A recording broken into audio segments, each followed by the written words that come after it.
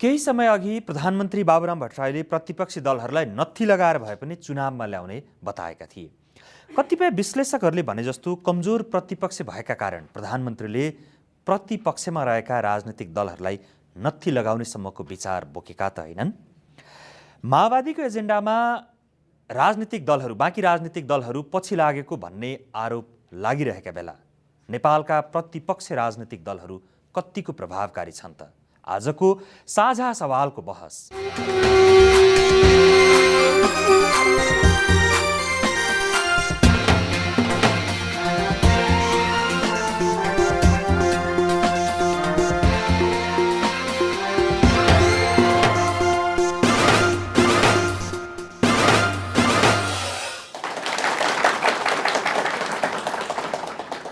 स्वागत छ साझा सवालमा। म नारायण श्रेष्ठ। प्रतिपक्षी दलहरूको भूमिका कतिको प्रभावकारी छ नेपालको राजनीतिमा, अहिलेको राजनीतिमा, यो विषयमा हामी छलफल गर्दैछौँ। छलफलका लागि हामीसँग हुनुहुन्छ एकीकृत नेकपा माओवादीकी नेत्री शशि श्रेष्ठ, राजनीति शास्त्रका अनुभवी प्राध्यापक लोकराज बराल र नेपाली काङ्ग्रेसका नेता नरहरि आचार्य। अनि राजधानीमा तयार हुँदै गरेको आजको कार्यक्रममा करिब 60 जना जति सहभागी हुनुहुन्छ। खास गरी तन्नेरी पुस्ताका सहभागी अलि धेरै देखाएको छु मैले। यहाँहरू सबैलाई फेरि स्वागत गर्दै छलफल अगाडि बढाउँ। छलफल नरहरि आचार्यज्यू, तपाईँका लागि एकजना सहभागीको प्रश्न लिन्छु, त्यहाँबाट सुरु गरौँ है। म चाहिँ ज्ञानु बराल। म अहिले चाहिँ विकल्प आफै बन्ने कि भन्ने एउटा समूह छ, त्यो समूहबाट छु। अहिलेको राजनीतिक दलहरू भन्दा अब आफै विकल्प फरक, हजुर, आफै नै विकल्प बन्नुपर्छ भन्ने एउटा सङ्गठन छ जसको नाम विवेकशील नेपाली। म चाहिँ नरहरि आचार्यजीलाई एउटा क्वेसन राख्न चाहन्छु। कस्तो देखिएको छ भने जस्तो एउटा प्रचण्डले एउटा कुनै निर्णय ल्याउनुहुन्छ, सो त्यही निर्णय सँगसँगै हजुरहरू लाग्नुहुन्छ। के प्रतिपक्षको भूमिका भनेको त्यही हो त? अनि हामी जनतालाई कस्तो आभास भइरहेछ भने जो आफ्नो राजनीतिक जुन शक्तिमा हुनुहुन्छ उहाँहरू चाहिँ एउटा चटके, अनि जो प्रतिपक्षमा हुनुहुन्छ उहाँहरू चाहिँ एउटा रमिते भएर बसेको जस्तो आभास हुन्छ क्या हामी जनतालाई चाहिँ। तपाईँहरूको भूमिका भनेको के हो त? हस्, धन्यवाद। म नरहरि आचार्य, तपाईँबाट जवाफ लिइहाल्छु। सबभन्दा मुख्य कुरो त के हो भनेदेखि प्रचण्डजी पनि नेपाली राजनीतिमा हुनुहुन्छ र सँगसँगै नेपालको पछिल्लो निर्वाचनको सबैभन्दा ठुलो दलको अध्यक्ष हुनुहुन्छ। त्यही भएर उहाँको प्रस्तावको पछि तपाईँहरू दौडिनु भएको हो। दुर्भाग्य चाहिँ के हो भने उहाँ प्रधानमन्त्री पनि हुन सक्नु भएन। उहाँले लिएका हरेक प्रस्तावहरू मान्य भएन। दुर्भाग्य चाहिँ त्यो। उहाँको प्रस्तावमाथि छलफल हुन पाएको भए पनि राम्रै हुन्थ्यो। त्यो कुनै पनि प्रस्ताव छलफल हुन सकेन र हरेक पल्ट उहाँले प्रस्ताव फेरिरहनु पर्ने परिस्थिति सृजना भयो। यो चाहिँ अहिलेको सबभन्दा ठुलो राजनीतिक दलको एकजना युवा नेताले भनेको भनाइ अहिले मलाई सम्झना भयो। प्रचण्डले एउटा फर्मुला कि के सूत्र दिनुहुन्छ अनि तपाईँ नेताहरू चाहिँ त्यसैलाई गृह कार्य मानेर रातभरि दिनभरि त्यसैलाई हिसाब गरिरहनुहुन्छ अरे नि। अब के छ भनेदेखि त्यो देखिनुको कारण के हो भने दुईवटा कारण छ त्यसमा। एउटा त उहाँ सबैभन्दा ठुलो पार्टीको नेता भए हुनाले सञ्चार माध्यमले उहाँको कुरालाई अलि महत्त्व दिन्छ। आज पनि तपाईँले त्यहीँबाट सुरु गर्नुभयो। अब त्यो दिइसकेपछि राजनीतिमा बिना प्रतिक्रिया बस्न मिल्दैन। प्रतिक्रिया दिनुभन्दा एक कदम अगाडि तपाईँहरूले यो होइन प्रचण्डजी हाम्रो प्रस्ताव यो भनेर मिडियाको ध्यान तान्ने गरी किन दिन नसकेको? हामीले पनि दिएका छौँ, हाम्रो पनि ध्यान तानिएको छ, छलफल भएको छ, बहस भएको छ। राजनीतिक पार्टीहरूले कुन चाहिँ एजेन्डामा बहस भयो त? माओवादीले दिएको बाहेक तपाईँहरूले दिएको कुन एजेन्डामा बहस भयो त? धेरै एजेन्डामा बहस भयो। संविधान सभा, संसद अन्तर्गत न्यायालय राख्ने भन्ने कुरा भएन। आफूलाई मन नपरेका दलहरू चाहिँ प्रतिबन्धमा राख्ने भन्ने कुरा भएन। मौलिक अधिकारका थुप्रै कुरा उहाँहरूले भनेका भएन। किन भएन? सबै उहाँहरूले उठाउनु भयो, तपाईँहरूले प्रतिक्रिया दिएर होइन, तर तपाईँहरूले नै उठाएको होइन। हामीले राखेका कुराहरू भयो त्यहाँ जम्मै। उहाँहरूले जनगणतन्त्रको संविधान बनाउँछु भन्नुभयो, त्यो भएन। अब न्यायालयको प्रसङ्गमा त्यतिखेर त तपाईँले भन्नुभएको हो, तपाईँले भनेको कुरा त्यहाँ भयो होला, माओवादीले मान्यो होला। तर अहिले आएर त माओवादीले राखेको प्रस्ताव न्यायालयको प्रमुखको नेतृत्वमा चुनावी सरकारमा जाने त फेरि यसको पनि भित्री पक्ष के हो भनेदेखि उहाँले त बाबुराम भट्टराईजीलाई नै प्रधानमन्त्री बनाउनुपर्छ भन्नुभएको थियो। 10औं पटक उहाँले भन्नुभयो। त्यो त सम्भव भएन नि। म पनि हो भन्नुभयो एक दिन। त्यो कुरालाई बाबुरामजीले नै यो चटकी कुरा हो भन्नुभयो। हामीले भन्नै परेन। त्यसपछि उहाँले कसरी भन्नुभयो, के गरेर भन्नुभयो, 1 हप्ता अगाडि आएको कुरा हो जुन उहाँले चाहिँ अधिवेशनमा राखेको कुरो। तर प्रचण्डकै मुखबाट तपाईँहरूले किन भनाउनु भयो त्यो त जनताले होइन सोचिरहेको होला किन भनाउनु पर्यो भनेदेखि अरूको मुखबाट भनियो भनेदेखि त्यो कुरा मान्य प्रचण्डजी तयारै हुनुहुन्न। त्यसो भए प्राध्यापक लोकराज बराल सर, जनताले हेर्दाखेरि भित्र के हुन्छ त थाहा भएन, तर माओवादीले जे भन्छ त्यहीमा पछाडि लागेर विरोध गरेर हुन्छ वा समर्थन गरेर भए पनि तर पछाडि नै लागेर किन नेपालको राजनीति अगाडि बढिरह्यो होला? माओवादीको एजेन्डा भनेको त्यो हिजो युद्धको बेलामा पनि 10 वर्ष युद्धको बेलामा पनि उसले आएको एजेन्डालाई अरू पार्टीले पनि बिस्तारै लिएरै हिँडेकै हुन्। त्यसो गणतन्त्रको कुरा पछि आएर त्यो भयो, संविधान सभाको कुरा भयो, समावेशीको कुराहरू भयो, त्यो एउटा हो इनिसिएटिभ लिएको हो। तर त्यो इनिसिएटिभ कहिलेकाहीँ कस्तो भने जुन इनिसिएटिभ जनमुखी हुन्छ हामीलाई पनि मान्य हुन्छ त्यो खालकोले सबैले स्वीकार्दा रहेछन्। त्यसो भएदेखि माओवादीले ल्याएका मुद्दाहरू चाहिँ बढी जनमुखी हुन् अरू दलको भन्दा? अब जनमुखी अरू दलले त्यसलाई समाहित गरे, आफूले लिएपछि ती पनि जनमुखी नै दल भए। तर जनताको कुरा गर्ने, समावेशी लोकतन्त्रको कुरा गर्ने, मधेसीको कुरा गर्ने, दलितको कुरा, जनजातिको कुरा जसले ल्यायो अगाडि, आखिर त्यो एजेन्डा त सबैले मान्दा रहेछ नि त। अहिले हामीले पनि त्यही एजेन्डा मानेका छौँ, अरू पार्टीले पनि मानिदिएका छन्। जसले ल्याए पनि हुन्छ, लोकतन्त्रमा एजेन्डा जसले ल्याइदिए पनि हुन्छ। अरूले ल्याउन नसक्दा कुनै एउटा ल्याइदियो भने त्यसलाई अरूले पनि मान्दा रहेछन्, त्यो त राम्रो कुरा हो। यो कसले ल्यायो एजेन्डा भन्दा पनि एजेन्डा त्यो ठिक छ कि छैन भन्ने कुरा हो। आजको सन्दर्भमा जसले ल्यायो त्यही अगाडि बढ्छ। त्यसलाई अब हामीले वस्तुगत रूपमा भन्दा कसैलाई मनपर्छ, कुनै दललाई मनपर्छ, नेतालाई मनपर्छ पर्दैन, त्यसलाई हामीले यो राम्रै हो भन्नु। तर बराल सर, तपाईँहरू जस्तो कति अरू विश्लेषकहरू विद्वानहरूले त खालि माओवादीले मात्र एजेन्डा ल्याउने, मुद्दा ल्याउने, अरू दल त्यसकै पछाडि लाग्ने हुँदा देश जुन बाटोमा जानु पर्थ्यो, राजनीति जुन बाटोमा जानु पर्थ्यो त्यहाँ नगएर भड्खालोमै पर्ने भयो भन्छन् नि। फेरि त्यो बेकारको कुरा हो। कोही पनि भड्खालोमा यो मुलुक पर्दै पर्दैन, यति बलियो मुलुक छ। माओवादी आयो, रूपान्तरण भएर आयो, आज त्यत्रो ठुलो दलको रूपमा छ, 2टा प्रधानमन्त्री भइसक्यो, त्यो संविधान सभामा पहिलो दलको रूपमा आएको छ, यसरी रूपान्तरित भएर आइरहेछ। म मात्रै राम्रो, यो चाहिँ बदमास भन्ने कुरा होइन कि बदमासी गरेकोलाई बदमासी भन्नुपर्छ। त्यस्तो अहिले सरकारमा कतिवटा नराम्रो काम भएका छन् भने त्यसलाई भन्नु पऱ्यो, आलोचनात्मक त्यसमा हुनु पऱ्यो, विरोध हुनु पऱ्यो, त्यो सही कुरा हो, लोकतन्त्रको यो मूलभूत कुराहरू हो। तर के भनेदेखि अब कसैलाई मन पर्दैन, कसैको हो यो राजनीतिक मात्रै हो, मन पर्ने नपर्ने भन्ने कुरा चाहिँ हुँदैन। त्यस कारणले म त्यस्तो चाहिँ लाग्दैन मलाई। भनेपछि शशि श्रेष्ठज्यू, अब बराल सरले पनि भन्नुभयो जनमुखी कतिपय एजेन्डा माओवादीबाट आए भनेर। अरू दलको नेताहरूलाई चाहिँ त्यो विचार बुद्धि नआउने, माओवादीलाई चाहिँ त्यस्तो सृजनशील विचार, नयाँ मुद्दाहरू आउने, त्यसको मुहान चाहिँ के रहेछ? प्रमुख कुरो के हो भन्दाखेरि जनताप्रति प्रतिबद्ध भएर अरू दलले पनि नसोचेको म भन्दिनँ, आरोप लगाउने कामहरू हामीले गर्नुहुन्न। तर जुन खालको मानसिकता र प्रवृत्ति छ, जनतालाई आफ्नो मालिक आफै बनाउने, जनता सर्वे सर्वा हो भन्ने खालको चिन्तन अरू दलमा कमी देखियो। हामीले हरेक कुरालाई अलिकति आलोचनात्मक ढङ्गले, सकारात्मक ढङ्गले हेर्नु पर्दछ भन्ने हो। तर त्यहाँ त्यो आवाज कम छ र एकीकृत नेकपा माओवादीभित्र रूपान्तर त्यहाँ पनि होला, यथास्थितिवादी केही व्यक्तिहरू हुन सक्लान्, तर मूलधार के हो भन्दाखेरि परिवर्तनकारी जनता नै सर्वे सर्वा हो, जनतालाई नै अधिकार सम्पन्न बनाउनु पर्छ, जनता आफ्नो मालिक आफै बन्नु पर्दछ र पहुँच नपुगेको ठाउँमा सम्पूर्ण रूपबाट पहुँच पुर्याउनु पर्दछ भन्ने खालको मान्यता भएको कारणले गर्दाखेरि संविधान सभामा सबैभन्दा ठुलो दल बन्न सफल भएको त्यही नै कारण होला भन्ने लाग्छ। रूपान्तरकारी विचार भा हुनाले हो त तपाईँका कतिपय नेताहरू त 5 वर्षमै कहाँदेखि महलसम्म पुगे भनेर भनेको? कुरा त्यसो होइन। यो आलोचनाको लागि आलोचना गर्नेहरूले भन्ने कुरा हो। म एउटा के कुरा, म आलोचनात्मक रूपबाट सबै कुरालाई अलिकति तपाईँहरूको हेटौँडा महाधिवेशनमा त कतिपय तपाईँका कार्यकर्ताहरूले नेताहरू जनताबाट अब त कट्टिए, उनीहरू त सिंहदरबार छिरेपछि अर्कै भयो भने नि। केही प्रवृत्ति त्यो भएको हो, अवश्य पनि हो। हामीले पार्टीभित्र पनि त्यो कुराहरू उठाइरहेका छौँ र समग्र पार्टी त्यो भएको हो त भन्दाखेरि होइन, फेरि त्यो ढङ्गले हेरिनुहुन्न।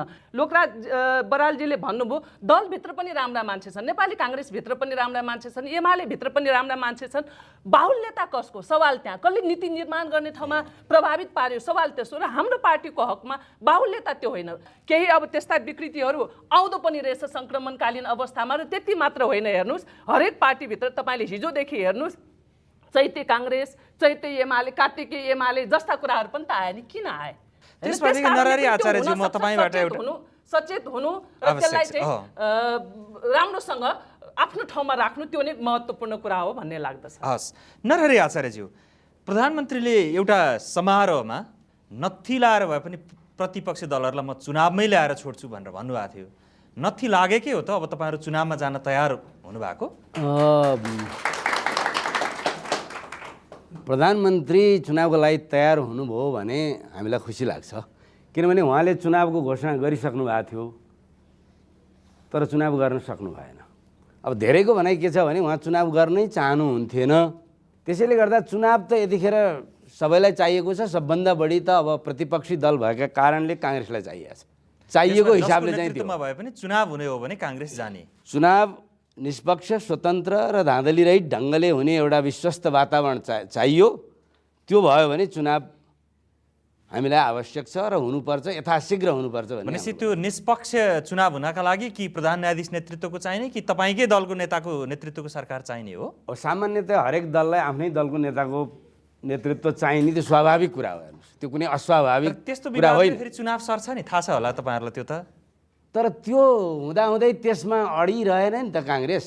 अब समस्या के छ भनेदेखि अडिरहँदा पनि एकदमै कट्टर भयो भनिदिने, आफ्नो छोड्दै छोडेन भन्ने, अब अलिकति उधार हुँदा पनि जता पनि गयो भन्न चाहिँ मिल्दैन। यो दुइटै कुरा एकैचोटि भन्न मिल्दैन। त्यसो भए म एकैछिन सहभागीमा पुग्छु है त। उहाँहरूलाई कस्तो लाग्यो अहिलेसम्म तपाईँहरूको विचार, तर्क र बहस? म तपाईँहरूबाट लिन्छु। केही प्रश्नहरू छन्, जिज्ञासा?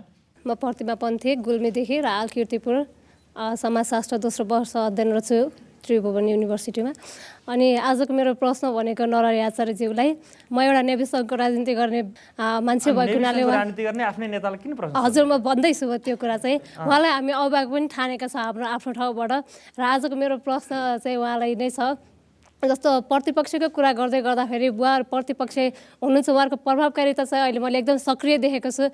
त्यो प्रभावकारिता कस्तो सक्रिय भन्दाखेरि चाहिँ जस्तो सरकारले गरेको निर्णयमा चाहिँ ल्याप्चे लाउने सक्रियता, त्यो सक्रियता मैले राजनीतिमा देखेको छु। त्यो अलिकति वितृष्णाको कुरा पनि हुन्छ। जस्तो प्रतिपक्षले अस्ति भर्खर टुरी हेलमा सरकारमा बसेका नेताहरूलाई बाबुराम प्रचण्ड र भ्रष्ट भन्दै जस एउटा भाषण गर्नुभएको थियो र आज आएर होला है झन्डा बोकेर। म गएँ, स्योरै गएँ, मैले त्यही भन्दैछु। नगएको भए सायद थाहा पनि हुँदैन थियो होला। जुन ठाउँमा त्यो एउटा बोल्नु भयो र आज चाहिँ उहाँकै निर्णयलाई चाहिँ हस् हजुर भनेर चाहिँ एउटा सहमति जनाउनु भएको छ। अहिले मैले मात्र नभएर तपाईँहरू पसेको जनताहरू, सम्पूर्ण जनताले नै एउटा धुर्तको पछाडि त्यो लुटुपुट्टु गरेर मूर्खको रूपमा चाहिँ तपाईँहरू मूल्याङ्कन गर्नुभएको छ। यो अवस्थामा चाहिँ हाम्रो पसेको जनतालाई चाहिँ के भन्न सम्झाउनुहुन्छ, त्यति स्पष्ट गरिदिनु होला। प्रश्न ख्याल गरिदिनु नरहरि आचार्यज्यूलाई म याद गर्दै अर्को सहभागीको लिइहाल्छु है। नमस्कार, म राजेश अधिकारी, म काठमाडौँ 3 नेपाली काङ्ग्रेसको सभापति। मेरो प्रश्न यो माओवादीको नेत्री शशि श्रेष्ठज्यूलाई छ। आज एउटा चाहिँ न्यायपालिकाको प्रमुखलाई प्रधानमन्त्री बनाइरहँदाको चाहिँ यसको सबैभन्दा जिम्मेवारी पाटो कसले लिने हो भन्ने कुरा चाहिँ प्रमुख प्रश्न मलाई लाग्छ। तपाईँ त काङ्ग्रेसको नेतै हुनुहुँदो रहेछ, तपाईँहरूले लिनुपर्छ कि पर्दैन त? तपाईँको नेताले नि त्यहाँ त सही गरिसक्नु भएको छ। हामी एउटा चाहिँ नि प्रजातन्त्रमा विश्वास गर्ने र प्रजातन्त्रको चाहिँ फन्डामेन्टल राइट्सलाई चाहिँ नि कतै पनि 1 इन्च पनि चाहिँ चुक्न दिनुहुन्न भन्ने एउटा मान्यता राख्ने व्यक्ति हौँ। त्यसकारण चाहिँ नि प्रजातन्त्रका फन्डामेन्टल राइट्समा चाहिँ हनन नहोस् र यो देशले नयाँ संविधान पाओस् भन्ने पनि हो। यो लुच्चोपन तपाईँलाई सोध्न मन लाग्छ, तपाईँ काठमाडौँ जिल्लाको काङ्ग्रेसको जिल्ला स्तरको नेता हुनुहुँदो रहेछ, तपाईँले त आफ्नै दलको नेता सुशील कोइरालालाई किन नसोधेको? यो त प्रजातन्त्रको आधारभूत सिद्धान्त अनुसार मिल्दैन, नेताज्यू यहाँ नजानुहोस् भनेर तपाईँले किन भन्न नसकेको? होइन, हामी युवा जमातहरूले हाम्रा सभापतिकोमा गएर चाहिँ भनेकै छौँ, तर चाहिँ एउटा मान्यता के हो भने प्रजातन्त्रको सबभन्दा मूलभूत आधार भनेको निर्वाचन हो र हामीलाई यो देशलाई निर्वाचन चाहिएको छ। निर्वाचनमा यदि चाहिँ जानको लागि केही सर्टेन कुराहरूलाई कम्प्रोमाइज गर्नुपर्छ भन्ने कुराको पार्टीका चाहिँ शीर्ष नेताहरूले भनेको उसमा हामीले अनुशासित र संयम भएर यसलाई हामीले स्वीकार्नै पर्छ। अरू सहभागी? म हरि खड्का, दोलखा, हाल काठमाडौँ। मेरो प्रश्न नेपाली काङ्ग्रेसको नेता नरहरि आचार्यज्यूलाई छ। दिल्ली र वासिङटनको मुर्दरूपी आदेश प्रतिपक्षहरूलाई आएन कि अथवा नेपालकै माओवादीले चुनावसम्म ल्याउने नत्थी लगेकै हो त प्रतिपक्षी दलले? मेरो प्रश्न छोटो यति हो। हस्त छोटोमा जवाफ पनि लिइहाल्छु। त्यसो भए म नरहरि आचार्यज्यू, तपाईँलाई 2टा प्रश्न आएको थिए। एउटा त हाम्रो प्रतिमा पन्थीजीको प्रश्नमा मेरो चाहिँ छोटो भनाइ के हो भनेदेखि अहिले नेपाली काङ्ग्रेसले चुनाव खोजेको कारण के हो भनेदेखि मुलुकमा लोकतन्त्रका धेरै कुराहरू चाहिँ स्थापित हुन सकेका छैनन् र भएका पनि भत्किँदै छन्। त्यसैले चुनाव गरेर त्यसलाई पुनस्थापना पनि गर्न छ। भनेपछि तपाईँ आफ्नो विद्यार्थी नेत्रीहरूलाई आफ्नो कार्यकर्ताहरूलाई त्यही भनेर बुझाउनुहुन्छ हो? त्यही नै हो। अहिले त्यो जरुरी छ। किन जरुरी छ भनेदेखि त्यसमा एकैछिन प्रतिमाजी तपाईँलाई तपाईँको नेताको विचार चित्त बुझ्यो त? एक हिसाबले ठिक पनि हुनसक्छ, तर आगामी निर्वाचनको स्थितिसम्म पुग्दै गर्दाखेरि एजेन्डाहरूको पनि कुरा हुन्छ नि। अनि त्यसरी चाहिँ कुन चाहिँ एजेन्डालाई बोकेर हजुरको पछाडि हामी हिँड्दै गर्ने भन्ने कुरा त्यो पनि हामीले त बुझ्नु पऱ्यो नि।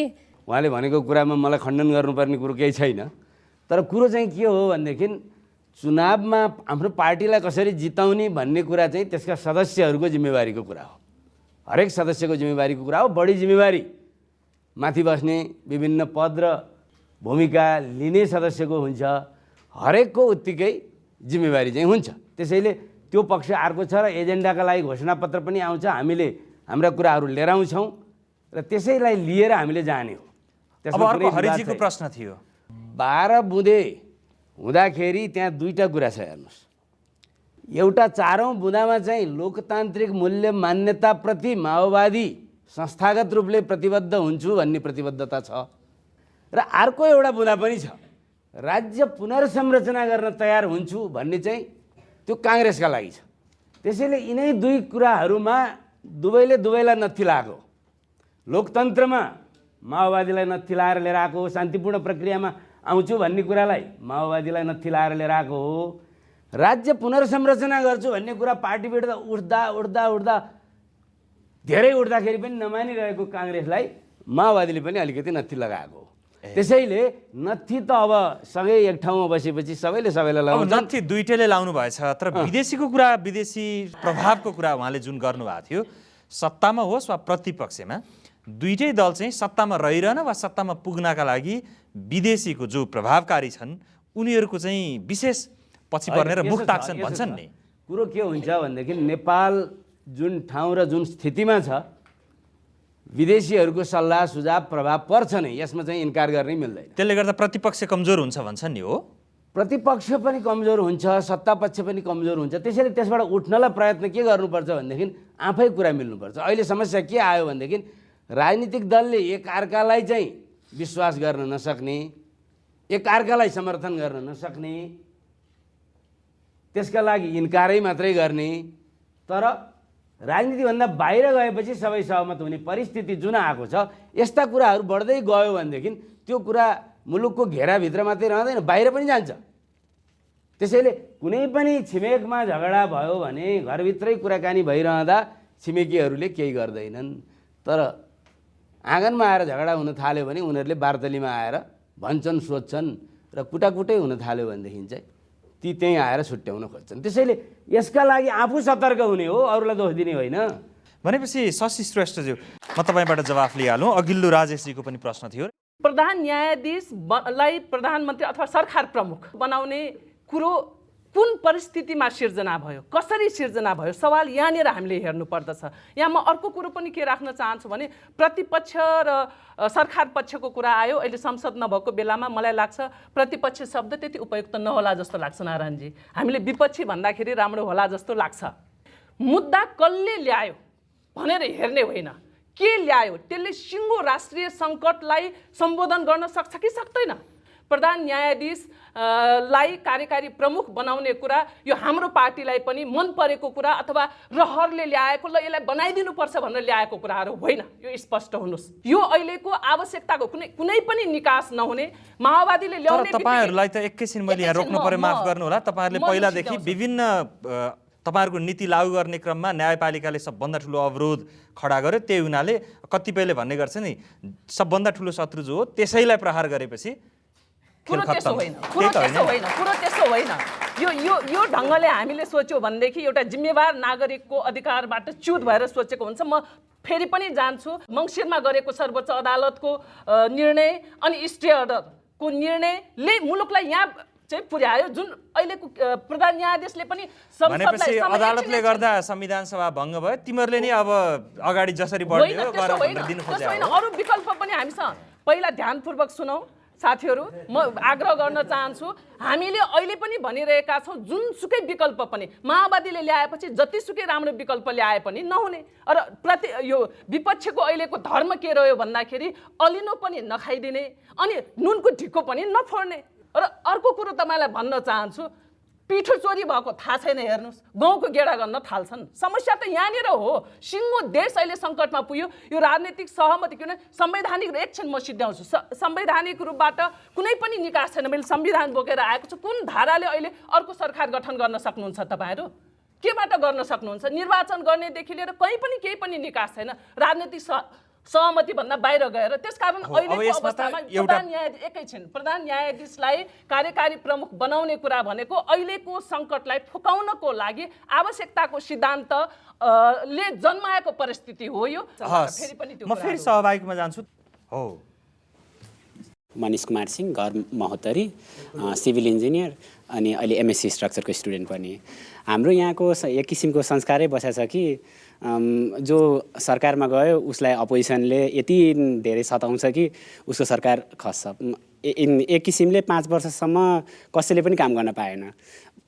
जोसुकै पुगोस्, काङ्ग्रेस, एमाले, माओवादी वा जो अरू पुगे पनि 5 वर्षसम्म बस्यो भने त केही न केही काम त गर्ला, तर काम गर्नै पाउँदैन अनि उसलाई हटाइदिन्छ, अर्को जान्छ। यस्तो संस्कार चाहिँ हामी जस्तो ठाउँमा किन भएको होला, यसो के कारण होला? जस्तो म चाहिँ कुनै राजनीतिक दलप्रति आबद्धता छैन, तर काम गर्ने माहौल भएदेखि हामी जस्तोले काम गर्न ठाउँ पाउँथ्यौँ, नभए हामी पनि विदेशिनुपर्ने हुन्छ।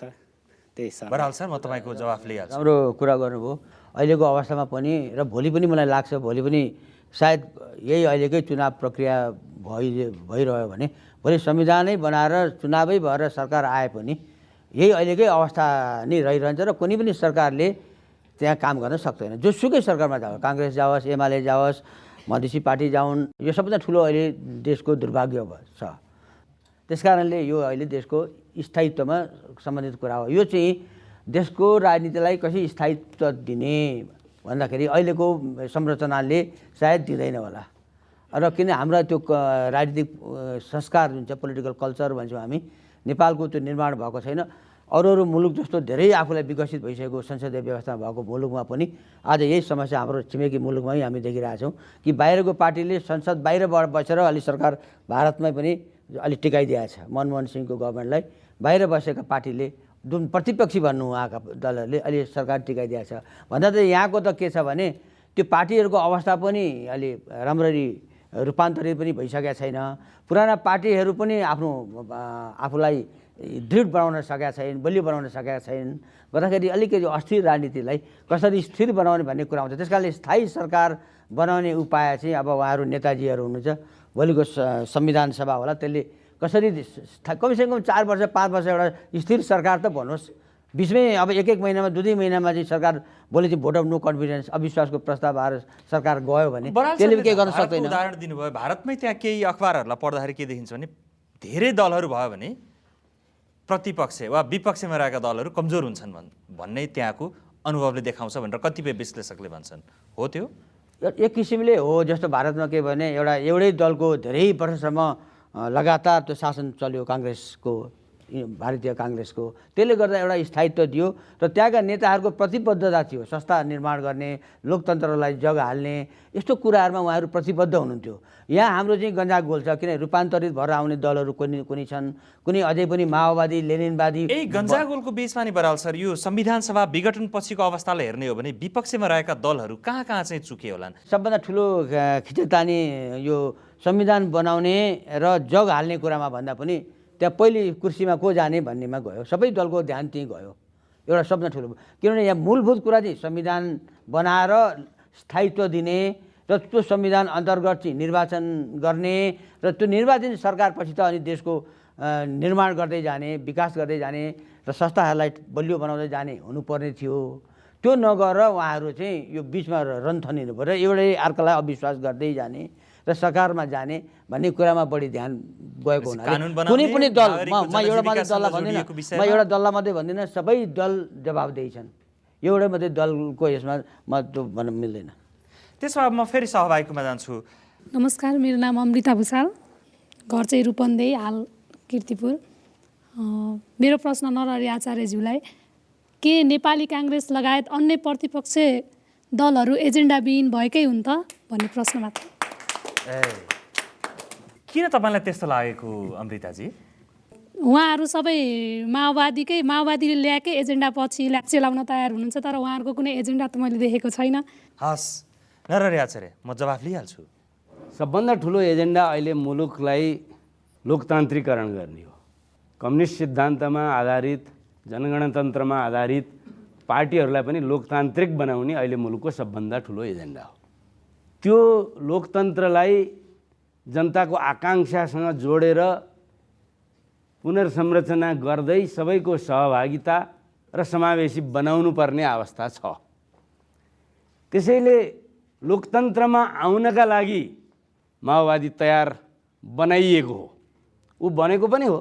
भनेपछि अर्काले बनाएर तपाईँहरूको त्यो चाहिँ पुरा भयो, अरू एजेन्डा अरू मुद्दा नै रहन्छन् हो? त्यो होइन, लोकतन्त्रको एजेन्डा कहिल्यै कम्प्लिट हुँदैन।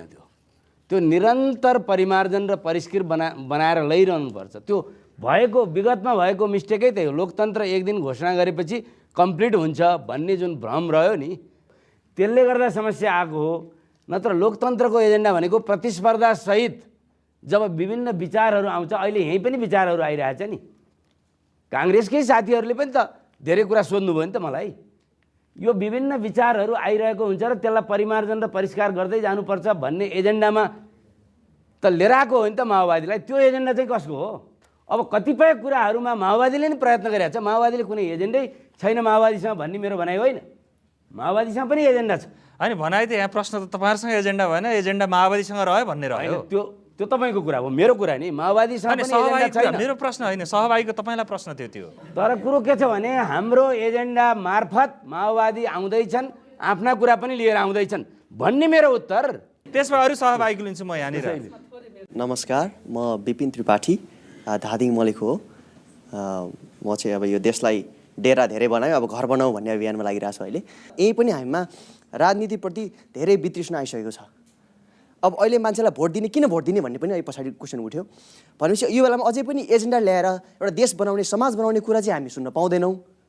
माथि चाहिँ मिल्ने बेलामा सबैजना मिलेर खान्छन् पार्टीहरूको, जुन पार्टी भए पनि तल चाहिँ हामी के छ भने हामी म काङ्ग्रेस, त एमाले, यो भनेर हामी जहिले पनि विवाद गरेर आउँछौँ। भनेपछि विपिनजी, तपाईँलाई सोध्न मन लागेको नि, जस्तो एउटा जनताको हिसाबले कस्तो भूमिका विपक्षी दलहरूबाट अपेक्षा गरे हुन्छ र? पार्टीगत रूपमा नजाउँ, राम्रो कुरा छ भने त्यसलाई सपोर्ट गरौँ, विपक्षी भए पनि त्यसलाई सपोर्ट गरेर लैजाउँ। कमी कमजोरी के भएको छ त्यसलाई पनि कसरी अगाडि लाने, एउटा सहमतिमा आएर चाहिँ कहिले पनि हुन सकेन। जस्तो एउटा एजेन्डा आउँछ, पहिला त्यही एजेन्डामा असमर्थन गरेर आउँछ, पछि अब कहाँबाट कुन पावर सेन्टरले कस्तो खालको प्रेसर आउँछ त्यसैमा अग्री गरेर आउँछ। आफ्नो एउटा स्ट्यान्ड नभएको जस्तो देखिएको छ पार्टीहरू है, त्यो हाम्रो देखिरहेको छ। त्यो भएर अकाउन्टेबल बनाउनु पर्छ होला, के गर्न सकिन्छ भन्नु एक्चुअली हाम्रो प्रोफेसर ज्यूलाई म क्वेसन पनि राख्न चाहन्छु, त्यो कसरी बनाउने? हस् विपिनजी, म अर्को सहभागीको पनि लिइहाल्छु है। नमस्कार, म अञ्जना आर्याल, शङ्करदेव क्याम्पस। मेरो प्रश्न शशि श्रेष्ठलाई। उहाँले अहिले आवश्यकताको सिद्धान्त र परिस्थिति निर्माण भन्नुभयो। त्यो परिस्थितिको निर्माण कसले गर्यो? जनताले गरिदिएको हो। उहाँलाई मेरो प्रश्न। अनि अर्को कुरा, निर्वाचन नै लोकतन्त्रको मियो हो, त्यस कारणले निर्वाचनबाटै यसको समाधान खोज्नुपर्छ भनेर नरेश दाइले भनिराख्नु भएको छ। पटक पटक निर्वाचनलाई जोड दिइराख्नु भएको छ। यदि लोकतन्त्रको स्तम्भै ढालेर, न्यायालयको स्वतन्त्रता लोकतन्त्रको स्तम्भ हो, यसलाई ढालेर घर बच्छ भनेर उहाँले कहाँबाट सोच्नु भएको छ? र प्रधान न्यायाधीशले निर्वाचन गराउँछन् भनेर के ग्यारेन्टी छ र त्यसलाई विश्वास गर्ने आधारहरू यहाँले के पाउनुभयो र विश्वास गर्नुभयो? हामीलाई चाहिँ विश्वास छैन, कृपया हामीलाई कन्भिन्स गराइदिनु। हस् अञ्जनाजी, म शशि श्रेष्ठबाट जवाफ लिन्छु, त्यसपछि नरहरि आचार्यकोमा आउँछु है। अलिकति यो नरहरिजीको कुरालाई थोरै भन्न मन लाग्यो। उहाँले लोकतान्त्रिकरण चाहिँ एकीकृत नेकपा माओवादीलाई हामीले गऱ्यौँ भनेर रिपिटेडली भन्नुभएको कारणले गर्दाखेरि कि तपाईँहरूले लोकतान्त्रिक बनाउनु भएको? होइन, म त्यसो पनि भन्दिनँ। यदि एकीकृत नेकपा माओवादी यो प्रक्रियामा आउन नचाहेको भएदेखि ल्याउन सकिन्थ्यो, अरूले चाहेर हुन्थ्यो? त्यो त हुन्न थियो। आन्तरिक पक्ष हो प्रमुख कुरो भन्ने हो। अब म सहभागी परिस्थितिको निर्माण जनताले गरेको हो भनेर सोध्नुभयो। मैले जनतालाई दोष दिइरहेको छैन। जनतासँग मात्र अनुरोध के गर्छु भनेदेखि ठिक के हो बेठिक के हो छुट्याइदिउँ। यो परिस्थिति सिर्जना गर्ने कुरा दलहरूकै हो। दलहरूकोमा को जिम्मेवार भन्ने कुरो हामी जनता भनेका न्यायमूर्ति हौँ, न्यायाधीशहरू हौँ। हामीले त्यो छुट्याउन सक्नु पर्यो। र मुख्य कुरो दल र साथसाथै न्यायालयले पनि जुन ढङ्गको निर्णय गर्यो, त्यो निर्णयको कारणले गर्दा संविधान सभाको म्याद पनि थप्न नमिल्ने, र यो खालको गतिविधिले गर्दाखेरि मुलुकलाई यो अवस्थामा पुर्याएको र यो अवस्थामा चिर्ने जिम्मेवारी भनेको दलको हो। यदि दलले गरेन भनेदेखि हामी सम्पूर्ण जनताहरू एक ढिक्को भएर प्रतिपक्षको भूमिका हामीले खेल्नु पर्दछ, किन हामीबाट ती दल ल त्यसो हो भने म नरहरि आचार्यज्यूबाट जवाफ लिन्छु। तपाईँलाई प्रश्न थियो, तपाईँहरू लोकतन्त्र भन्ने तर लोकतन्त्रको स्तम्भ नै ढाल्दिन लाग्नुभयो अदालतको प्रमुखको चुनावी सरकार बनाएर भन्ने प्रश्न थियो। अब त्यही पनि चुनाव हुन्छ भन्ने कुरा हामी त विश्वस्त छैनौँ, कसरी हामीलाई विश्वस्त बनाउनुहुन्छ भन्ने प्रश्न तपाईँलाई थियो। सङ्कट छ, अब विश्वासको त गम्भीर सङ्कट छ, र मानिसहरूको पनि सङ्कट छ हो त्यो नेतृत्व लिने। त्यो त सङ्कट आयो त, आएर नै यसो भएको हो नि, दलहरूले एकअर्कामा निकालेका मान्छेहरूलाई एकअर्काले समर्थन गर्न सकेनन्, त्यसैले गर्दा दलभन्दा बाहिर जाने स्थिति आयो र त्यसैमा सहमति भयो। किनभने सहमति नभइकन चुनाव हुन नसक्ने, सहमति त्यहाँ पुगेर भयो। तर अब एउटा कुरा चाहिँ के छ भनेदेखि किन त्यस्तो गरेर चुनाव गर्नु पर्यो भन्ने अञ्जनाजीको जुन भनाइ हो त्यही त, आफैले बोकेको मान्यता पनि तोडेर मान्यता तोडेर होइन, यहाँनिर अलिकति बुझ्न जरुरी के भने मान्यता तोडेर होइन, मान्यतालाई संरक्षण गर्नका लागि न्यायालय पनि अब सिद्धिन लागिरहेको छ। हेर्नुहोस्, न्यायालय पनि सिद्धिन लागेको छ नि, मान्छे अब 5 जना बाँकी छन्, अब एकजनालाई चाहिँ कार्यकारी प्रमुख बनाएपछि 4 जना बाँकी हुने होला। त्यसैले अब छिटो प्रतिनिधि सभा वा संसद वा संविधान सभा वा तिनैटाको काम गर्ने एउटा जनप्रतिनिधि सभा हामीले ल्याएनौँ भने त्यही न्यायालय पुरा गर्ने पनि हामीसँग आधार हुँदैन। त्यसै पार्टीले लगेर त्यो न्यायालयमा न्यायाधीश त राखिदिन मिल्दैन होला। त्यसैले गर्दाखेरि त्यो परिस्थितिका लागि पनि उहाँले भनेको कुराका लागि पनि हामीलाई छिटो चुनाव चाहियो, नत्र काङ्ग्रेसलाई पनि आफ्नै प्रधानमन्त्री चाहिने होला। चुनाव गराउनुहुन्छ भन्ने तपाईँ कसरी विश्वस्त हुनुभयो? जनता त विश्वस्त भइरहेको कुरो के छ भनेदेखि 100% विश्वास स्वयं चाहिँ हाम्रो प्रधान न्यायाधीशलाई छैन। उहाँलाई पनि दुविधा छ नि, म गर्न सक्छु कि सक्दिनँ, त्यसैले तपाईँहरू सहयोग गर्ने कि नगर्ने भनिरहनु भएको छ। उहाँले त आश्वासन दिनुभएछ त तपाईँहरूलाई जेठमा गरिदिन्छु भनेर। होइन, गर्नुभएको छैन, त्यो गर्नुभएको छैन र जेठमा भनेर हुँदैन, पछि पनि गर्न पाउनु पर्यो पनि भन्नुभएको छ। त्यसैले गर्दा उहाँलाई त विश्वास छैन, मलाई 100% हुने कुरा त भएन। तर अब अधिकतम विश्वास गरेर कुनै न कुनै एउटा उपाय निकाल्नु पर्यो। यो त उपाय हो, अघि शशीजीले भन्नुभयो नि त, यो त उहाँलाई पनि मन परेको कुरो होइन रहेछ। धेरैले भने नि माओवादीको एजेन्डाको पछि लाए, उहाँ नै भन्नुहुन्छ यो हाम्रो एजेन्डा होइन भनिरहनु भएको छ। अब अरू सबैले भनिदिएपछि त उहाँले के गर्ने? सबैले उहाँकै एजेन्डा भनिदिएपछि त उहाँले पनि के गर्ने अथवा उहाँको पार्टीले पनि के गर्ने? तर यो त के भने उपाय हो, यो कसैको एजेन्डा होइन। र एउटा कुरो चाहिँ यहाँ पटक आयो, जस्तो प्रतिपक्षीले सत्तामा हेर्या हुनाले यो सत्तारूढ जस्तै भयो भन्ने कुरा। वास्तवमा प्रतिपक्षको दृष्टि सधैँ सत्तामा हुनुपर्छ र म सत्तामा हुँदाखेरि कसरी काम गर्छु भनेर नै अर्को सत्तामा बसेको बेलामा मूल्याङ्कन गर्नुपर्छ। र सत्तामा बस्नेले सधैँ आफ्नो ठाउँ प्रतिपक्षमा हेर्नुपर्छ र म प्रतिपक्षमा हुँदाखेरि मलाई के अप्ठ्यारो हुन्छ भनेर हेर्नुपर्छ। लोकतन्त्र भनेकै त्यही हो, हाम्रो दृष्टि त सधैँ सत्तामै हुन्छ। देख्नु भएको छ र त्यसैले तपाईँहरूलाई मूल्याङ्कन गराउनकै लागि चुनाव चाहियो। तपाईँले मूल्याङ्कन गर्नुहोस्, तपाईँले अनुपयुक्त देखेकालाई हटाइदिनुहोस्, मान्छे हटाइदिनुहोस्, पार्टी हटाइदिनुहोस्। किनभने म चुनाव उठेकै ठाउँमा पनि 27 जना उम्मेदवार थिए, अहिले 35 भन्दा कम हुँदैनन् होला अब फेरि चुनाव भयो भने। अब त्यसमा लोकराज बराल सर के भन्न खोज्नु भएको थियो? मैले अघि एउटा भाइले प्रश्न उठाउनु भएको थियो, एउटा एकाउन्टेबिलिटी, सबैलाई उत्तरदायी कसरी बनाउने, यो यस्तो अवस्था समय सापेक्ष हुनुपर्छ प्रतिपक्षको भूमिका र अरू दलको भूमिका पनि। अहिलेको सन्दर्भमा चाहिँ प्रतिपक्षले खालि उसको विरोध मात्रै गर्ने, सरकारले त्यसलाई खालि जवाफ मात्रै दिने भन्ने आउँदैन। देशको अहिले अवस्था चाहिँ अर्कै परिस्थितिमा छ। अहिलेको उत्तरदायी भनेको प्रतिपक्षले पनि, जो विरोधीले उहाँले भन्नुभयो अथवा विपक्षीले पनि के सकारात्मक कुराहरूमा एउटा एजेन्डा फाल्न सक्छन्। जस्तो शिक्षालाई कसरी चाहिँ राम्रो बनाउने, यो विभेद जुन छ, विभेदमूलक शिक्षालाई कसरी यसरी बनाउने, युनिभर्सिटीलाई कसरी राम्रो पार्ने।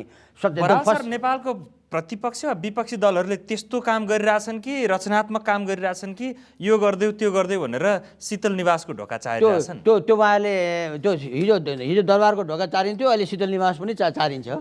हिजो आफ्नै प्रधानमन्त्रीको विरोधमा पनि जुलुस लिएर गएको हामीले देखायौँ, गिरिजा प्रसादकै विरोधमा पनि दरबारमा बिन्तीपत्र हालेकै हुन्, त्यो अर्को पक्ष हो त्यो। तर मैले भन्न खोजेको के भनेदेखि यो कमन एजेन्डा, सादा जुन सवालहरू छन् नि, देशका मूलभूत कुराहरू, संविधान बनाउने, विकास गर्ने, यस्तो कुराहरूमा किन प्रतिपक्ष र सरकारको एउटै हुँदैनन्? खालि त्यसमै 24 घन्टामा उहाँहरू कति घन्टा सुत्नुहुन्छ मलाई थाहा छैन। 24 घण्टामा 24 घण्टा त्यसमा मिटिङमा म एकैछिन सहभागी हुन जान्छु है त बराल सर भन्ने तपाईँहरूको खालको के छ म सकारात्मक रूपमा विचार पनि लिइहाल्छु। हुनसक्छ दुईटैको भूमिका भन्न एकदम खोजेको धेरै हात उठ्या छ म चस्मा लगाउने सहभागी बायाँपट्टिको तेस्रो लहर लिन्छु है। म राजु भारती, मेरो घर स्वयम्भू सीता पाइला हो र मेरो प्रश्न नरहरी सरलाई, तपाईँहरूको उद्देश्य के हो? औषधिको व्यापार हो कि बिरामीको उपचार हो? तपाईँहरूले त यति प्रयोग गरिसक्नुभयो देशलाई, बिरामी नै मर्ला जस्तो छ। कहिलेसम्म प्रयोग गरिरहनुहुन्छ? सर्वस्वीकारी सिद्धान्त किन हुन सक्दैन? किन एकअर्कालाई विश्वास गर्न सक्नुहुन्न तपाईँहरू? मेरो यही जिज्ञासा हो। देश बिरामी छ उहाँहरू एकपछि अर्को औषधि मात्रै प्रयोग गर्नुहुन्छ? त्यही हो गरिरहनु भयो। ए नरहरी आचार्यजी औषधि खास कुन चाहिँ भनेर पत्ता नलागेर हो प्रयोग गरिरहेको? होइन, अब कुरो चाहिँ के हो भनेदेखि उहाँले भनेकै शैलीमा भन्दाखेरि चाहिँ अब बिरामीलाई औषधि त चाहिन्छ नै, त्यसैले औषधिको व्यापारै ठप्प भयो भने त बिरामीलाई कहाँबाट औषधि लिएर आउने त्यो पनि चाहिने नै कुरा हो। तर एउटा सही कुरा हो, कतिपय सन्दर्भमा औषधिमाथि औषधि थप्नुभन्दा पथपरेजमा रह्यो भने बिरामी निको हुने हो। अहिले मुलुकलाई औषधिमाथि औषधि थप्ने भन्दा अलिकति आफ्नो कार्यशैलीलाई, काम गर्ने ढाँचालाई, व्यवस्थापनलाई बदल्नुपर्ने हो कि भने जस्तो लाग्छ। सिद्धान्त नीति मात्रै ठेलै गर्नुभन्दा यो कुरा कार्यशैली र चाहिँ व्यवस्थापनमा सुधार गऱ्यो भने हुने हो कि भने जस्तो लाग्छ। त्यसैले म उहाँसँग धेरै असहमत छैन, तर अलिकति औषधिको व्यापारै बन्द भयो भने त चाहिएको औषधि कहाँ किन्ने जाने? त्यसमा अर्को सहभागी त्यहाँ पछाडि चेक सर्ट लाउने सहभागी म तपाईँको लिन्छु। मेरो नाम सुभाष पौडेल, घर इलाम। नरहरीजीलाई मेरो प्रश्न छ, संविधान सभाको चुनावै भयो भने पनि अर्को संविधान अथवा निकास पाउने संहिता को प्रतिबद्धता चाहिँ पुरा हुने सम्भावना देखिरहेको छैन। बरु स्थानीय निकायको चुनाव गरेर त्यसबाट चाहिँ स्थानीय स्तरको विकासहरू गर्न सक्यो भने त्यो एजेन्डामा काङ्ग्रेसको के छ राय? हस्, म यो प्रश्न ख्याल गर्दिनँ नरहरी आचार्य, तपाईँलाई अनुरोध गर्दै अरू सहभागीको म। नमस्कार, मेरो नाम चाहिँ यशोदा घिमिरे, म चाहिँ काभ्रे फुलबारीबाट आएको। जनताहरूले बालक बच्चा, श्रीमती र बुढाबाबु आमा टुङ्ग्याएर जङ्गलमा गएर हरेक सङ्घर्ष गरेर दरबारमा आउनुभयो। नेकपा माओवादीको नेतासँग मेरो प्रश्न, अहिले यति बेला आएर नेकपा माओवादीले खुट्टा ताने हो कि नेपाली जनताहरूको? त्यति बेला संविधान सभाको चुनावले तत्कालै जनताहरूले न्याय पाउँछन्, बेरोजगारीले रोजगारी पाउँछन्, गरिबीको पनि दिन आयो भन्ने बाहना थियो। यस्तै पारा हो भने संविधान सभाको चुनावमा मलाई चाहिँ भोट हाल्ने मन पनि छैन र चुनाव भएर पनि केही हुनेवाला छैन। चुनाव भयो भने तपाईँ भोट नहाल्ने? अब नेपाली जनताका छोराछोरी बिहान खाए बेलुका के खाउँ भन्ने आमा बाबुका छोराछोरीलाई शिक्षा दिन धेरै कठिनाइ भएको छ। उनीहरू अहिले यति बेला तपाईँको खाडी मुलुकमा आफ्नो बेचिएर गएका छन्। त्यति बेला संविधान सभाको चुनावले देखाएको आग्नुसार घाँस बाँस कपास, गरिबीहरूको घर घरमा हामी रोजगार भनेर चाहिँ उहाँहरूले हरेक लालसाना दिनुभएको थियो। त्यति बेला सबै के नै हुन्छ उहाँ र माओवादीमा ओर्यौँ। अहिले माओवादीले केही पनि गरेन, माओवादीबाट केही हुनेवाला छैन। माओवादी मात्र नभएर एमाले, नेपाली काङ्ग्रेस, माओवादी यिनै तीन दल मिलेर गरेको भए संविधान उति बेला लेखिन्थ्यो।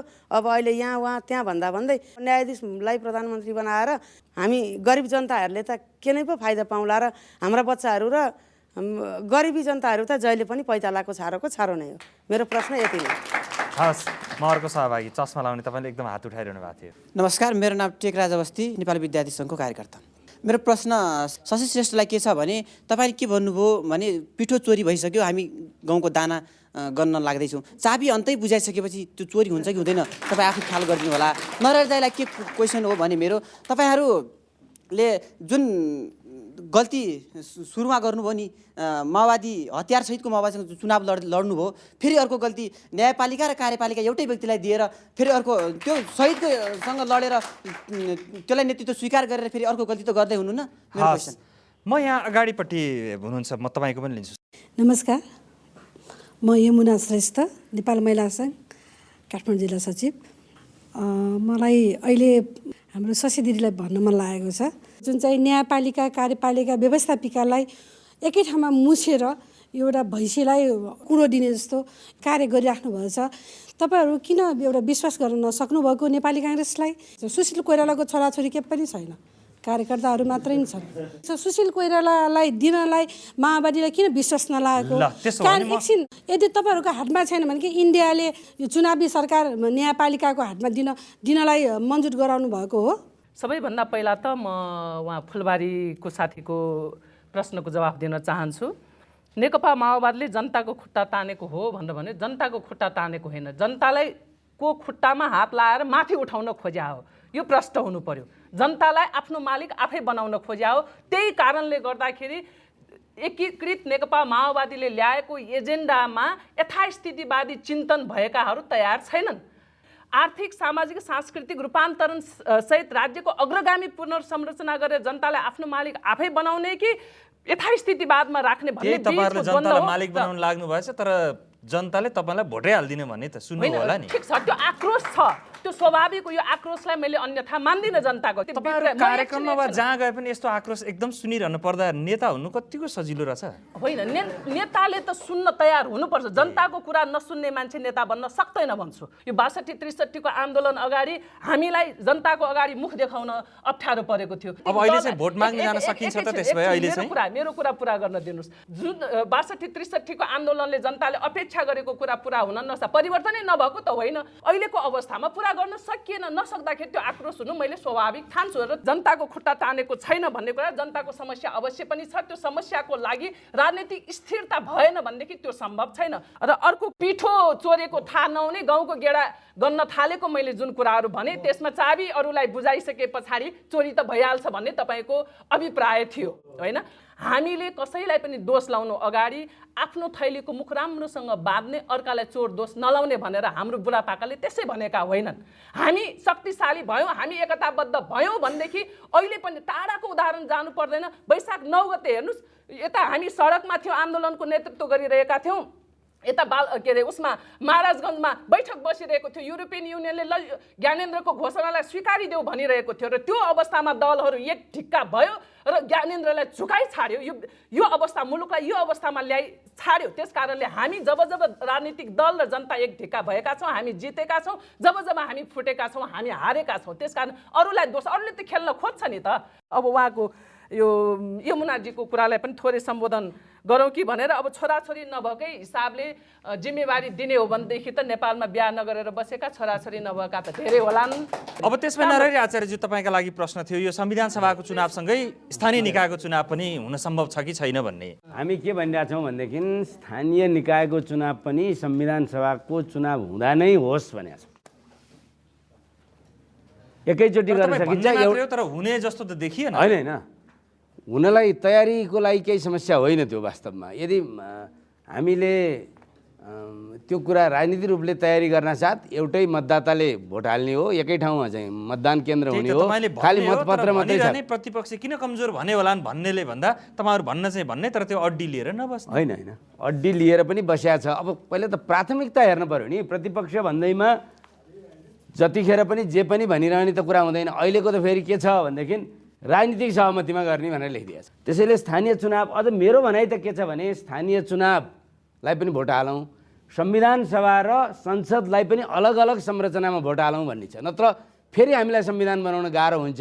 हिजोको अनुभव हेर्दाखेरि संसदले सत्ताको काम गरोस्, संविधान सभाले संविधानको काम गरोस्। त्यसैले यो काममा छलफल होस् भन्ने मेरो त अझ भिन्दै भनाइ छ। त्यसैले स्थानीय चुनाव त पार्टीले पासै गरेर हाम्रो सबै कुरामा हामीले अगाडि राख्दै आएको, बहसमा पनि राखिरहेको, छलफलमा पनि राखिरहेकै विषय हो। अब जहाँसम्म हतियार सहितको माओवादीलाई चुनावमा लिएर आउनु भयो, कठिन काम थियो, सजिलो थिएन।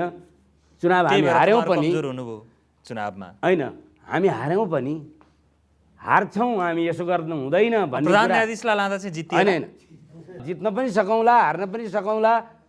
अब अहिलेको सबै परिस्थिति हेर्दा हामीले जित्छौँ जस्तो पनि देखिया छ। यी सबै कुराहरू छँदैछन्, त्यसमा अहिले नजाउँ। कुरो केमा जाउँ भनेदेखि हतियार सहितको माओवादी भनेर हतियारलाई त क्यान्टोनमेन्टमै राखेर लिएर आयो नि। हामीले गर्न चाहथ्यौँ, हतियार सबै खोलामै बगाएर आउनु भनेर चाहथ्यौँ, तर त्यो त सम्भव भएन नि। त्यसैले व्यवस्थापन गर्न पर्यो, व्यवस्थापन गरेर लिएर आइयो। अब अहिले पनि हामीले सबै किसिमका विकल्पहरू राखेकै हो, तर अब न्यायपालिकाको विकल्पमा पुगेको छ। अब न्यायपालिकालाई चाहिँ अधिकारसहित ल्याउने हो कि अधिकारविहीन बनाएर ल्याउने हो? अधिकार भनेको चुनाव गर्ने अधिकार दिएरै ल्याउने हो, चुनावलाई निष्पक्ष गर्ने अधिकार दिएरै ल्याउने हो। न्यायपालिकीय अधिकार चाहिँ न्यायपालिकाको अधिकार त हुँ छुट्छ, हुँ रहन्छ भनेर प्रधान न्यायाधीशले भनिहाल्नुभयो नि, विज्ञप्ति पनि जारी गर्नुभयो। केही पनि म न्यायालयमा त्यो बेलामा गर्दिनँ, गर्न मिल्दैन, गर्न हुँदैन, गरिँदैन, यसमा सोध्दै नसोच्नुहोस् भनेर उहाँले भन्नुभएको छ। अब उहाँले भनेकै कुरा पत्याउने त हो नि। अहिले अब हामीले उहाँलाई लिएर आउने भनिसकेपछि उहाँले भनेको कुरो नपत्याउने, अरूले भनेको कुरो पत्याउने गर्न नि मिलेन। त्यसैले सङ्कट छ, कठिनाइ छ, अप्ठ्यारो पनि छ। त्यसैले यी सबैका बीच पनि हामीले चुनाव गर्नु छ। अब चुनावमा त कसलाई छान्ने भन्ने कुरा त तपाईँहरूको इच्छाको कुरा हो। त्यसमा लोकराज सर, अब अन्तिममा यो प्रतिपक्ष वा विपक्षी दलहरूको भूमिकाको कुरा गर्दा विपक्षी दलहरूको सृजनशील भूमिका चाहिँ के हुन सक्छ होला अहिलेको हाम्रो नेपालको राजनीतिक परिस्थितिमा? सृजनशील भूमिकाका धेरै 5-7वटा हामीले चाहिँ सहमतिका बिन्दुहरू पत्ता लगाएर त्यसमा सँगसँगै काम गर्न सक्छौँ। देश विकास गर्ने कुरा, जनहितका कुरा, अब 18 घन्टा 16 घन्टा लोड सेडिङ छ, यस्ता यस्ता कुरामा ध्यान दिने, शिक्षाको क्षेत्रमा ध्यान दिने, अघि उहाँले स्थानीय निकायलाई विकास गर्ने कुरा, यी त विवादास्पद विषय त होइनन् नि, यी त सबैलाई चाहिने विषय हुन्। यसमा एक किसिमको उहाँहरूको सहमति भएर यसो गरौँ भन्न त्यो एउटा हुनसक्छ। अर्को अहिलेको मूल एजेन्डा चाहिँ अहिलेको परिस्थितिमा यस्तो पृष्ठभूमिबाट आएका दलहरू छन्। अब माओवादी नै भन्नुहोस्, एमाले नै भन्नु, अहिलेसम्म लेनिनवादी, अबलाई सबभन्दा नेपाली कङ्ग्रेसभन्दा बढी लोकतान्त्रिक हुँ भन्छ, तर उसले लेनिन भनेको के वान पार्टी डिक्टेटरसिपको प्रपाउन्डर होइन। अहिलेको उदार लोकतन्त्रलाई त उसले फिट गर्दैन नि। हुँदै पनि त उनीहरू रूपान्तरित भएर यहाँ पुगेका छन्। त्यसैले एउटा अर्कालाई गाली गर्ने, अविश्वास गर्ने खण्ड छैन।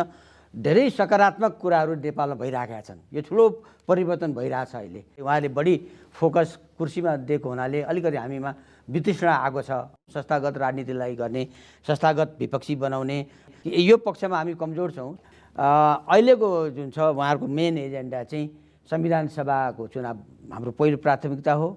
त्यसले त्यो अन्तर्गत चुनाव गराएर लोकतन्त्रलाई स्थापित गरिदिने हो। अनि विकासको काममा उहाँहरूको साझा सहमति अनुसार केही बुदाहरू 8-10वटा समाएर एउटा साझा रूपमा चाहिँ अगाडि बढ्नुपर्ने हो। यो नेपालको आवश्यकता अहिले यही हो। त्यो पुरानो खिचलो खालि प्रतिपक्ष र विपक्ष अनि एक छिनमा एक महिना 2 महिनामा चाहिँ अविश्वासको प्रस्ताव ल्याउने, सरकार ढाल्ने 1990 को दशकमा भएन। कतिवटा सरकार परिवर्तन भयो। गिरिजाप्रसादको सरकार आफ्नै पार्टीबाट खत्तम भयो। स्थायित्व दिने एउटा व्यवस्था ल्याउनु पर्यो, लोकतान्त्रिक व्यवस्था। त्यसमा केही बुदाहरूमा सहमति भएर मुलुकलाई, जस्तो परराष्ट्र अहिले यहाँ विदेशीको चलखेल भने चलखेल केही पनि हुँदैन, चलखेल गर्नु दिएपछि चलखेल हुन्छ। हस्, म यहीँनिर टुङ्ग्याउँछु है देवराल सर आजको बहस। आज हामीले विपक्षी दलहरूको भूमिकाका बारेमा केही छलफल गऱ्यौँ। आजको बहस तपाईँलाई कस्तो लाग्यो? प्रतिक्रिया पठाउन सक्नुहुन्छ। हाम्रो ठेगाना हो साझा सवाल BBC नेपाली सेवा, post box number 672 Kathmandu Nepal, र हाम्रो इमेल ठेगाना हो nepali.letters@bbc.co.uk। तपाईँ BBC साझा सवाल.com मा सुन्न र हेर्न तथा youtube.com/BBC साझा सवालमा हेर्न अनि दुईटैमा प्रतिक्रिया पठाउन पनि सक्नुहुन्छ। आजको यो बहसमा सहभागी भइदिनु भएकोमा नेपाली काङ्ग्रेसका नेता नरहरि आचार्य, प्राध्यापक लोकराज बराल अनि नेकपा माओवादी नेत्री शशि श्रेष्ठ लगायत यो हलमा उपस्थित सहभागी दर्शक र श्रोता सबैलाई धेरै धन्यवाद। कार्यक्रमबाट आजका लागि हामी सबैलाई बिदा दिनुहोस्। नमस्कार।